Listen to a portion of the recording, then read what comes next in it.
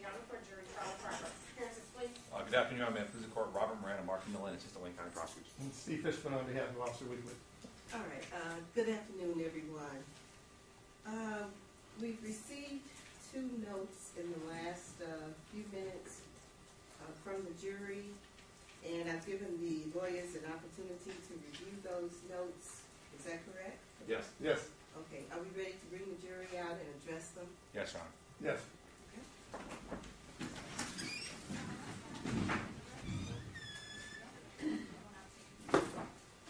All rise for the jury.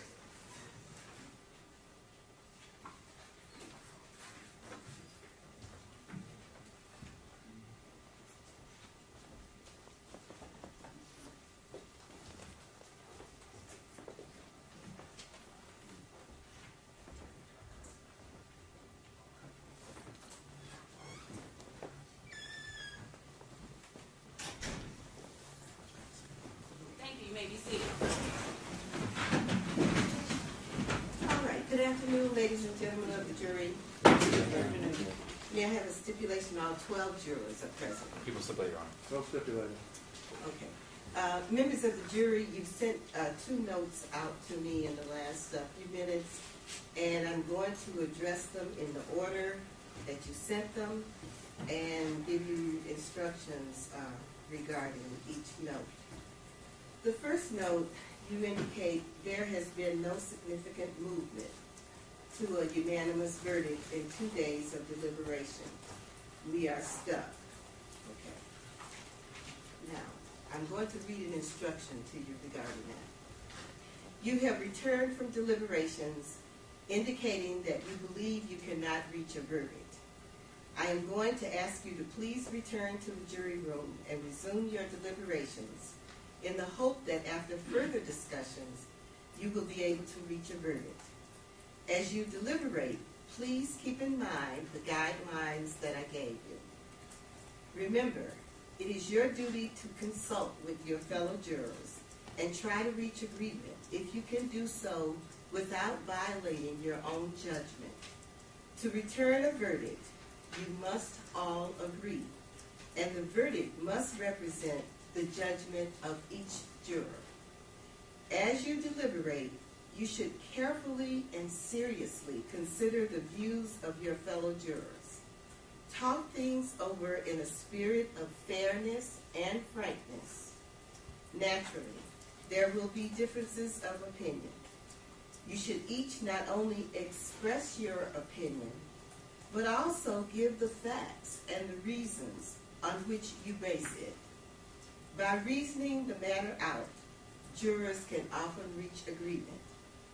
When you continue your deliberations, do not hesitate to rethink your own views and change your opinion if you decide you should do so. However, none of you should give up your honest beliefs about the weight or effect of the evidence only because of what your fellow jurors think or only for the sake of reaching a verdict. Now, after you sent the first note, you sent this second note. And the second note says, item 3A regarding criminal jury instruction section 16.10. Do we consider or not, and not is underlined, consider the first 2 sentences? Is proving items 3B, 3C, and 4 enough?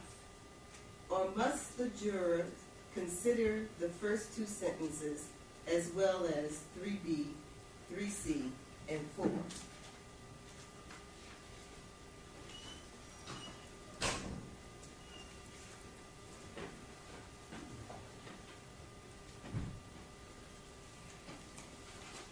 The answer is yes, you consider all of the elements. And I'm going to read it again to you. The defendant is charged with the crime of involuntary manslaughter. To prove this charge, the prosecution must prove each of the following elements beyond a reasonable doubt. Each of the following elements. First, that the defendant caused the death of Miss Ayanna Stanley Jones. That is, that Miss Stanley Jones died as a result of the gunshot wound. Second, in doing the act that caused Miss Ayanna Stanley Jones's death, the defendant acted in a grossly negligent manner. Gross negligence means more than carelessness. It means willfully disregarding the results to others that might follow from an act or failure to act. In order to find that the defendant was grossly negligent, you must find each of the following three things beyond a reasonable doubt. First, that the defendant knew of the danger to another. That is, he knew there was a situation that required him to take ordinary care to avoid injuring another. Second, that the defendant could have avoided injuring another by using ordinary care.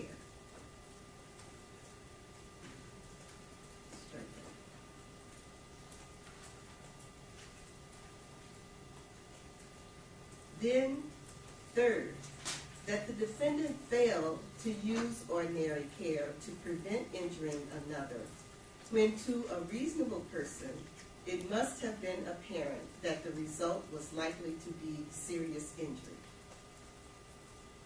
Lastly, that the defendant caused the death without lawful excuse or justification. Now, you have a copy of this in your package. And that's another thing I wanted to caution you about. You've got a binder of many laws in that binder.